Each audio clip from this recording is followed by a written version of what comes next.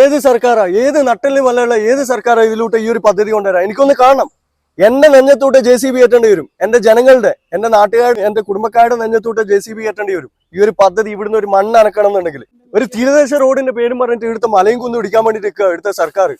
നമ്മൾ ജനങ്ങൾ, ഇവിടുത്തെ ജനങ്ങൾ വേണ്ട വേണ്ട എന്ന് പറയുന്ന ഒരു പദ്ധതി ഈ നാട്ടിൽ കൊണ്ടുവരണ്ട. അത് ഏത് സർക്കാർ ആയിക്കഴിഞ്ഞാലും. ഞാനൊരു പാർട്ടിന്റെ അനുഭാവിയല്ല, പക്ഷെ നമ്മളെ നാട് നശിപ്പിക്കുന്ന വിധത്തിലുള്ള ഒരു പദ്ധതിയും ഈ നാട്ടിൽ കൊണ്ടുവരണ്ട. ഇത്രയും വലിയ ഹൈറ്റുള്ള കുന്നാണ് മൂശ്ശേരി ഇടിച്ചിട്ട് നിർത്താൻ പോകുന്നത്. ഇത് ആർക്ക് വേണ്ടിയിട്ടാണ് ചെയ്യുന്നത്? ഈ നാടെന്തിനെ നശിപ്പിക്കുന്നത്? നമുക്ക് ആർക്കും വീടും സ്ഥലമൊന്നും പോകുന്നതിന് യാതൊരു പരാതിയില്ല. പക്ഷെ ഈ റോഡ് നമ്മളെ മുന്നിൽ പലതും സാക്ഷിയാണ്. ഒട്ടുമിക്കയിടത്തും മലയും കുന്നും റോഡുകളും ഇടിഞ്ഞിട്ട് നാശനഷ്ടങ്ങൾ സംഭവിച്ചുകൊണ്ടിരിക്കുന്നത്. അത് മാത്രമല്ല, ലോക പ്രശസ്തമായിട്ടുള്ള 3 ബീച്ചുകൾ നമ്മുടെ കണ്ണൂർ ജില്ലയിൽ തന്നെ, കേരളത്തിൽ ഒട്ടുമിക്ക ആൾക്കാർക്കും പരിചയമില്ലാത്ത, കേൾവി വരെ ഇല്ലാത്ത 3 സൈലന്റ് ആൻഡ് ബ്യൂട്ടിഫുൾ ബീച്ചുകൾ. ഏറ്റവും കൂടുതൽ വെള്ളക്കാർ, യൂറോപ്യൻസ് ഏറ്റവും കൂടുതൽ വരുന്ന 3 ബീച്ചുകളാണ് ആ ഒരു 3 ബീച്ച്. തോട്ടട, ഏര, കിഴുന്ന ബീച്ചുകൾ. അത്രയും സൈലന്റ് ആൻഡ് ബ്യൂട്ടിഫുൾ, നമ്മളെ പ്രകൃതി അത്രയും മനോഹരമായിട്ടുള്ള, നമ്മളെ കേരളത്തിലെ പ്രകൃതി എവിടെയാണെന്ന് ചോദിച്ചു കഴിഞ്ഞാൽ അവിടെയാണ്, ആ ഒരു ബീച്ചുകളിലൊക്കെയാണ്.